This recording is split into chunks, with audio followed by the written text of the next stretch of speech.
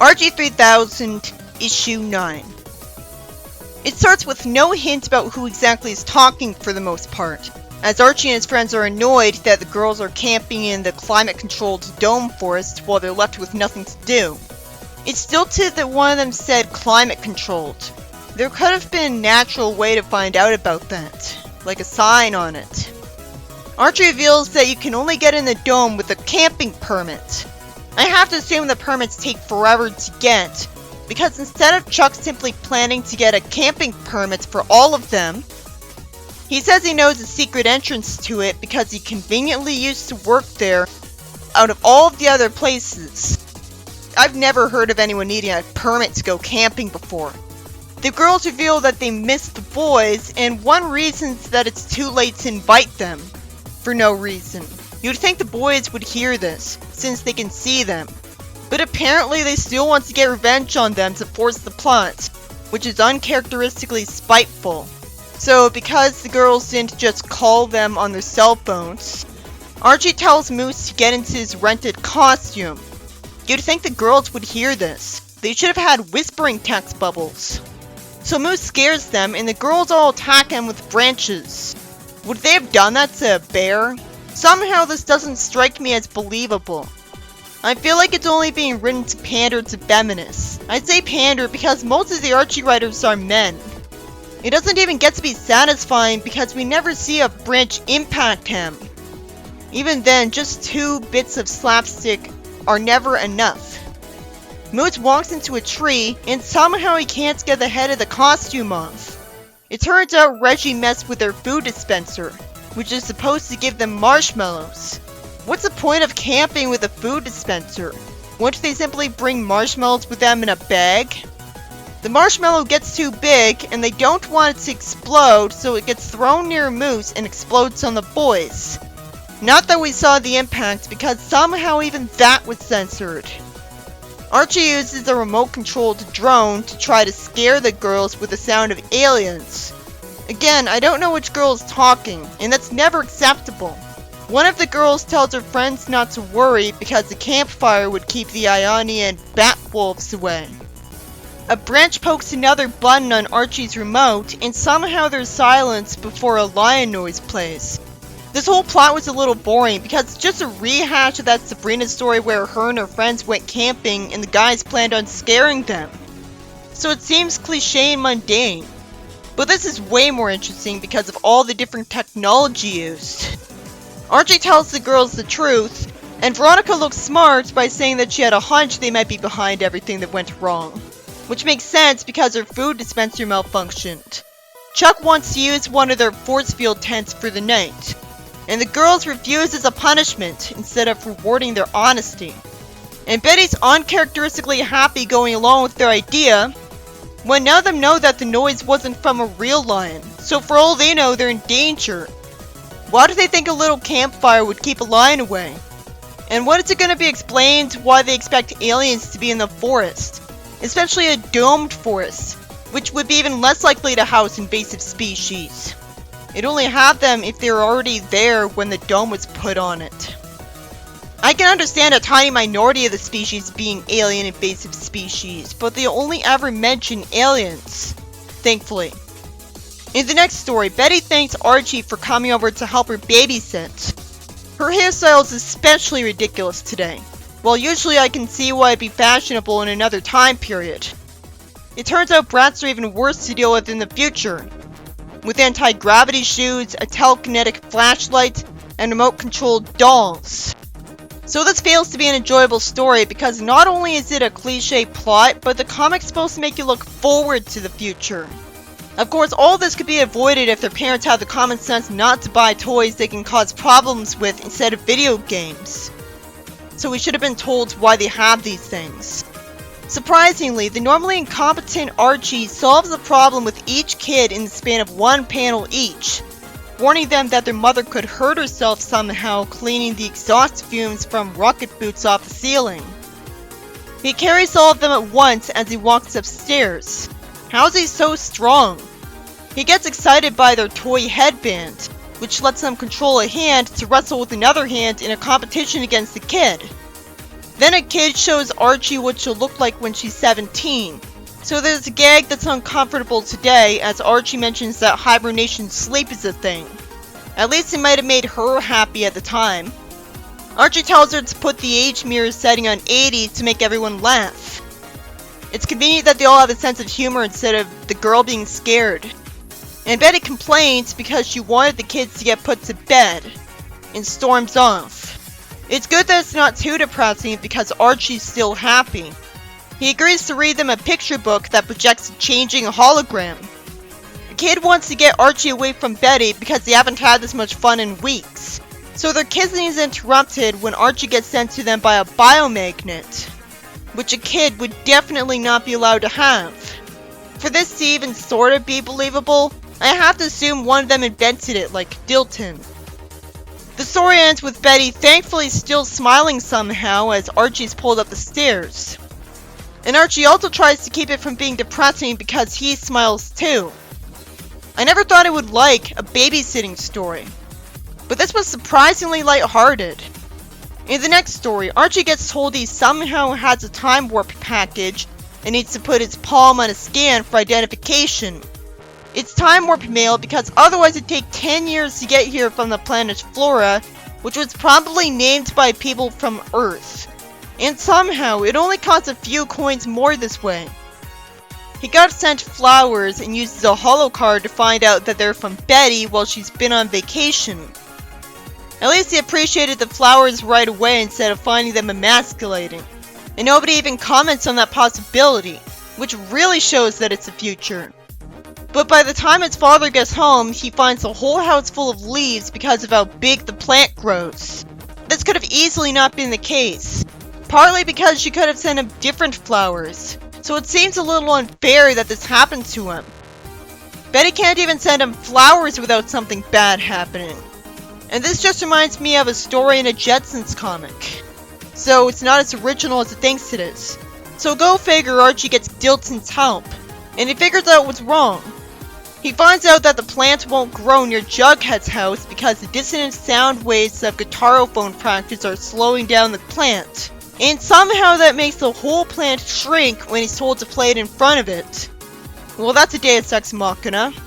Especially since plants are known for growing better because of music. But it's good for being creative. It starts growing again when he feels like he can't play another note.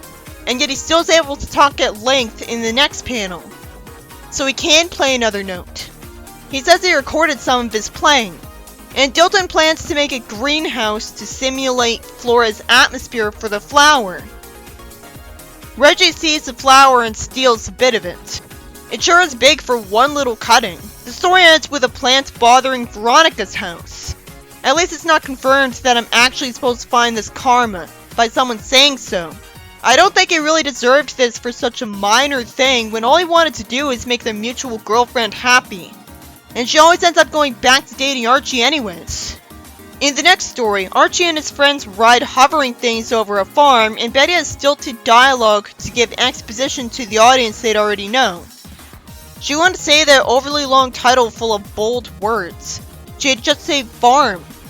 The word professional in the acronym is redundant. And I don't see how the words resource mechanism even belong there instead of a better word. So they visit Archie's grandparents. In all of the normal Archie stories I've read, I can't remember ever seeing them. So I wouldn't be surprised if they had a unique character design. Archie's grandpa plans to give his friends a tour of the farm, which has a climate-controlled barn. Like that's new. At least there's a conveyor belt. He reveals that he's making the cattle listen to classical music to boost their milk production. I feel like that really would work. Especially since it was proven that happier cattle produce more milk. And Mythbusters showed that plants grow better listening to music. The only thing implausible is that each cow has headphones when it'd be cheaper to play music over an intercom. Each cow is attached to a different machine that vitamin enriches the milk. Which makes sense since our bread was vitamin enriched in real life. And turns it into a dairy product. It comes out pre-packaged. And the special feed keeps the chickens laying eggs at a faster rate. And the atmosphere domes make sure the climates are suited for each type of crop. That's just a greenhouse, but better.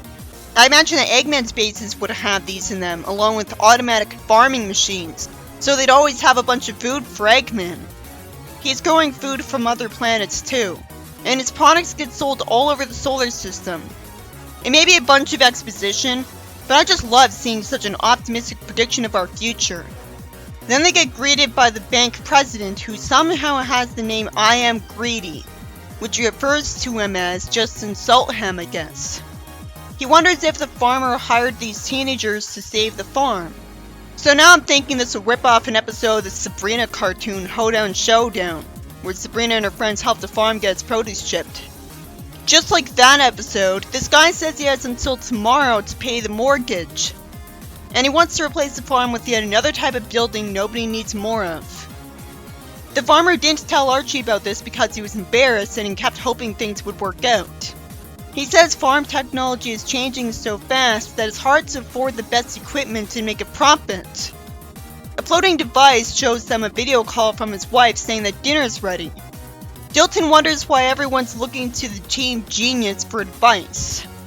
It shows how much more respected geniuses are in the future that he's constantly a part of their team when he wasn't in the earlier comics and was rare at first. He plans to redesign the old equipment into a speedy crop growing and packaging machine. His inventions are so likely to cause trouble instead of being beneficial that I called him a main villain by accident in an earlier issue. So I'll just be impressed if this doesn't backfire. The text box says he achieved it soon, so I'm wondering how he got this done so fast. And I'm also wondering why they didn't already have this machine if they get dairy products packaged. I guess they can't afford to buy something like this. So Grady shows up again this early for no plausible reason. He at least calls the machine a great idea, and Reggie wants to put his wallet photo in it so that his face would be on all of the packages, when he'd know that wouldn't be allowed. This somehow shocks him and makes the machine spit out the crops. Why did Dilton assume Reggie crossed the circuits? How can merely putting a photo in a hole cause the circuits to cross, when only a hand would move them? Thankfully, in a Deus Ex Machina, he caused the crops to taste like other crops. And someone thinks he can make a healthy profit selling these on Neptune. But they'd only be successful for the novelty value for a little bit of time at best, because most people would prefer a crop to taste how they expect. Imagine if you'd been into pancakes tasting like steak. It might not matter how good it tastes. That was just the best example I could think of off the top of my head. Maybe this could be profitable for a long time if you plan to sell these crops to people who never gave a chance to certain crops that they get their taste from. It could mean that the people on the terraformed Neptune have never given strawberries a chance, so they'd only buy something that tastes like them if they could buy them in pineapple form. So the farmer predictably gets the money, and the story ends with it being revealed that Reggie's been repeatedly getting shocked for a while. At least Dilton's nice enough to try to make something to replace him. I'm glad this wasn't a story about Archie and his friends doing normal farm work, because I already saw that, so it'd be a bit boring. Even if it does have the advantage of having a lot of variety in what was done for him, when I expected 3 things to be done. The first story is by Rich Margopoulos. The second story is by Harold Smith, the third story is by Bill Gallagher, and the last story is also by Rich Margopoulos. Archie 3000, Issue 10. The story starts out with Archie and Reggie sending letters, to a song star. It makes no sense that there's still letters being sent. They had their letters typed down, so why would she get them in paper form for a redundant extra step that wastes paper? Instead of her manager telling her not to go out with either of them until she learns more about them, he plans to stage a contest, and the winner gets a date with her. So he's totally irresponsible somehow, failing to consider that the winner of the contest might be a total creep. Maybe he just became a manager, and somehow she doesn't object, even though she wanted to date these 2 guys specifically. Can't she do that anyways? The Guinness Book of World Records was replaced with a microchip in the future because nobody predicted the internet, and her manager plans to make the contest one where the fastest one to astro ski around the world wins a date with her. You'd think that sport wouldn't be allowed because it'd be so easy to get hurt doing it. Then again, you could say that about every sport. Archie and Reggie see the singer on the beach and find out that she's Jughead's cousin in an unlikely coincidence. That seems unnecessary. So how did they take until now to find this out? I assume Jughead wasn't very interested in the job she had. Reggie says he could have set them up for a date all along, so naturally the two guys are mad at Jughead, who should have been smart enough to know he could offer to set them up for a date in exchange for a burger each with her permission. Luckily, she keeps smiling, and Archie says they can't waste time bothering Jughead now because the race is about to begin. It turns out Reggie was smart enough to sabotage Archie's skis so they'd only work in reverse. For the story's benefit, I have to assume he couldn't have done a better job sabotaging them, outright breaking them. Either way, he could still use it to fly around the world. Reggie reveals that it's conveniently possible for Archie to fix his skis, somehow. Archie could have gotten injured this way. We see that Veronica's glad she didn't invite Archie to her vacation because he'd be jealous of the guy she's cheating on him with. He plans to give her a pie, as we don't know if he knows she's taken or not. Archie's ski hits him and he somehow gets made to spin around and hit her face with a pie. It would have made sense if Archie made him do that on purpose. Eventually, after he gets chased by a train, meaning Reggie could have gotten him killed, he gets sent by some people who are written to talk in condescending gibberish just because they're not from his country. You'd think something so insensitive wouldn't have made it into a comic from the 90s. But the writer and artist probably know better now. Anyways, at least Archie comes out of it having something nice to eat. For no reason, Reggie has a wrist radar sensor, letting him try to detect if Archie is near. It's forced that Reggie makes a Superman reference, when it was instantly obvious it was Archie, and this is 1,000 years into the future. He plans to kick in the fusion afterburners to go faster. Why didn't he go at that speed all along? Then he could get the race done and go back to doing what he likes faster.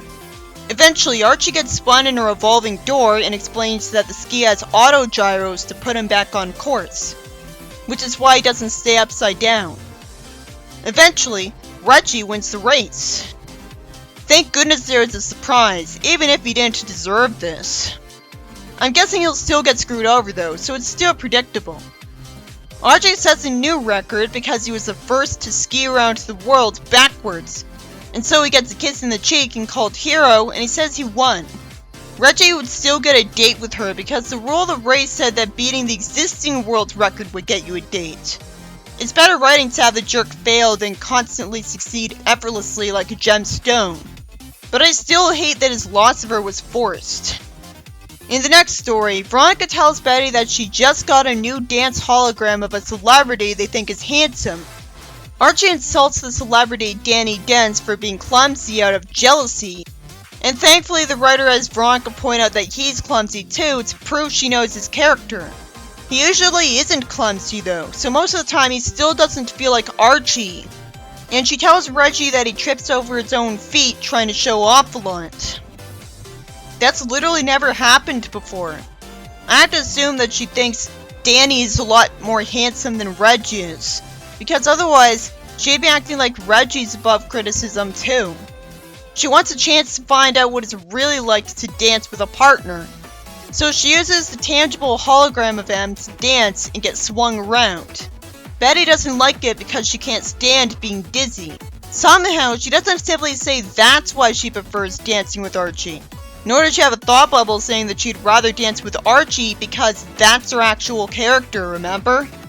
Then Veronica gets introduced to the real Danny by her father, which is fortunately justified, as he's here to get the backing of Lodge Enterprises for his next intergalactic concert tour.